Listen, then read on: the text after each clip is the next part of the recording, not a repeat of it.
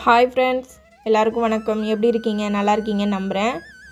இன்றைக்கி நம்ம வீடியோவில் என்ன பதிவு பார்க்க போகிறோன்னா, காலையில் மார்னிங் ரொட்டீன் தான். நான் காலையிலேருந்து என்னென்ன வேலை பார்த்தேன் அப்படின்னு உங்கள் கூட ஷேர் பண்ணிக்க போகிறேன்.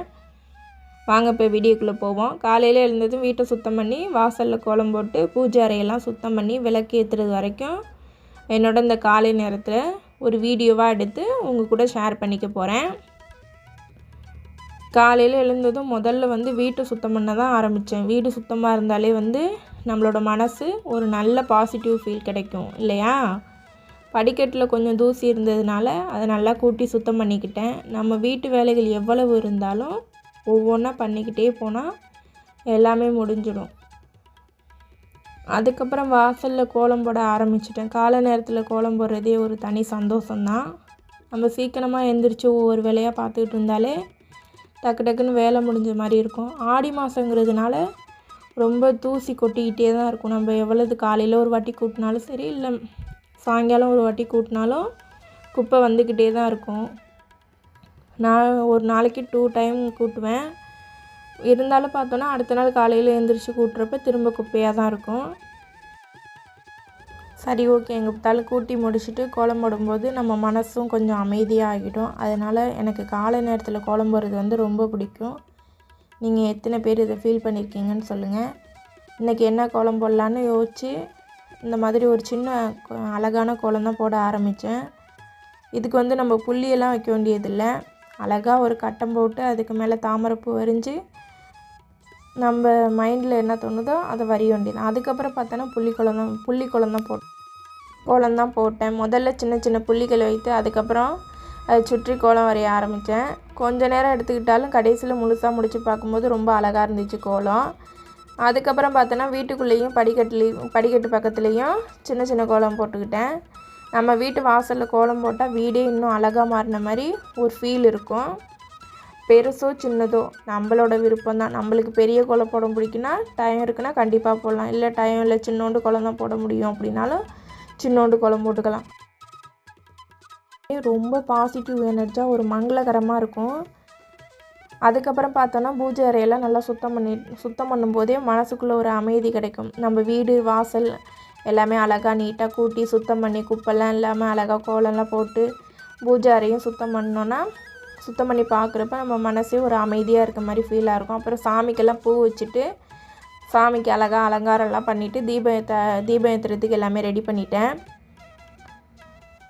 அதுக்கப்புறம் பார்த்தோன்னா தீபம்லாம் ஏற்றிட்டு இந்த விளக்கேற்றுற நேரம் ரொம்பவே மனசுக்கு நிறைவாக இருக்கும். எல்லா வேலையும் முடிச்சுட்டு தீபம் ஏற்றிட்டு அந்த தீப ஒளியை பார்க்குறப்ப பார்த்தோன்னா நம்மளோட மனசே ஒரு குட் ஃபீலில் இருக்கும். நீங்கள் எத்தனை பேர் அதை உணர்ந்துருக்கீங்கன்னு தெரில.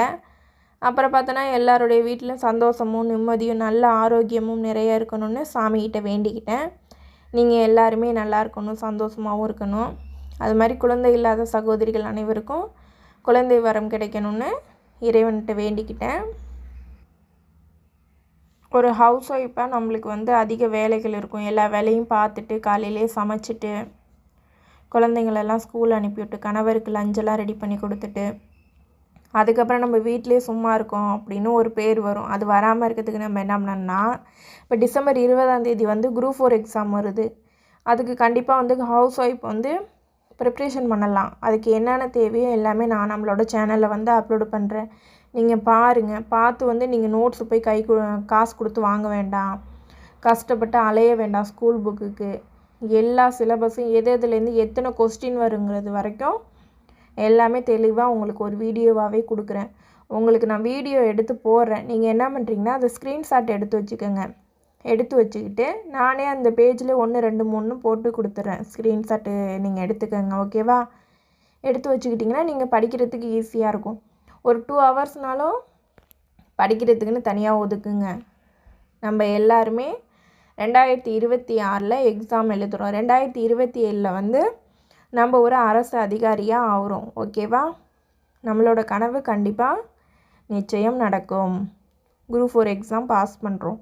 உங்களுக்கு எந்த டவுட்டாக இருந்தாலுமே சரி, நீங்கள் தாராளமாக என்கிட்ட கேட்கலாம். பிரித்து எழுதுக, சேர்த்து எழுதுக எல்லாமே இப்போ ஒரு 100 இது 150 200 இருக்கா ஃபுல்லாகவே கொடுத்துட்றேன். நீங்கள் உட்காந்து ஒரு நாளைக்கு படிங்க.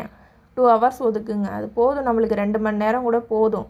மதியானம் லஞ்செல்லாம் முடிச்சுட்டு நம்மளுக்கு டைம் இருக்குல்ல அப்போ முடிக்கலாம். இல்லையா எல்லோரும் தூங்கினதுக்கப்புறம் நைட்டு 8 மணி 9 மணிக்கெல்லாம் வேலை முடிஞ்சிடும். அதுக்கப்புறம் ஒரு 11 மணி முடியும் உட்காந்து படிக்கலாம்.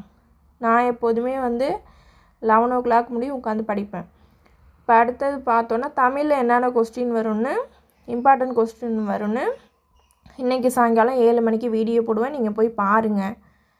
பார்த்துட்டு நம்மளோட சேனலை வந்து சப்ஸ்கிரைப் பண்ணி வச்சுக்கோங்க. அதுக்கப்புறம் வந்து நாளைக்கு வந்து பொது அறிவில் வந்து எந்தெந்த கொஸ்டின் வரும். இப்போ பொது அறிவு அப்படின்னா மொத்தம் புவியியலில் வந்து 5 கேள்வி கேட்குறாங்களா, அது மொத்தம் 14 பாடம் இருக்கும், 12 பாடம் இருக்கும். அதுலேருந்து எத்தனை கேள்வி வரும் அப்படின்னு நான் அந்த பேப்பரோடையே வந்து உங்களுக்கு லாங் வீடியோவாக போகிறேன். நீங்கள் ஸ்க்ரீன்ஷாட் எடுத்து வச்சுக்கோங்க. இல்லையா அப்படின்னா இல்லைக்கா என்னால் அது மாதிரிலாம் படிக்க முடியாது, நீங்களே இம்பார்ட்டன்ட் கொஸ்டின் கொடுத்துருங்கன்னு சொன்னாலும் பரவாயில்ல. நானே வந்து நோட்டில் தனியாக எழுதி வச்சுருக்கேன் இம்பார்ட்டன்ட் கொஸ்டின்லாம். அதை கூட உங்களுக்கு ஷேர் பண்ணுறேன். நீங்கள் படிக்கிறதுக்கு ஈஸியாக இருக்கும். காலேஜ் ஸ்டூடெண்ட்டாக இருந்தாலும் சரி, இல்லை ஹவுஸ் ஒய்ஃபாக இருந்தாலும் சரி, இல்லை வேலைக்கு போகிற ஆண்களாக இருந்தாலும் சரி, நீங்கள் இதை மட்டும் படித்தாலே போதும். நம்ம குரூப் 4 எக்ஸாமில் 160 175 கூட நம்ம கண்டிப்பாக மார்க் எடுத்துடலாம். ஓகேவா? நம்ம படிக்கிறத பொறுத்து தான் இருக்குது. கஷ்டப்படாமல் எந்த பலனுமே நம்மளுக்கு கிடைக்காது. நம்ம கஷ்டப்பட்டு படித்தா தான் நாளைக்கு நம்ம போய் அரசு அதிகாரியாக ஐடிங் கார்டு மாட்டிக்கிட்டு நம்ம போய் ஒரு ஜெயிலில் உட்காந்து வேலை பார்க்க முடியும். அதுக்காண்டி நம்மளுக்கு கரெக்டாக இன்னும் 3 month இருக்குது. அதை கரெக்டாக ஃபாலோ பண்ணிக்கிட்டாலே போதும்.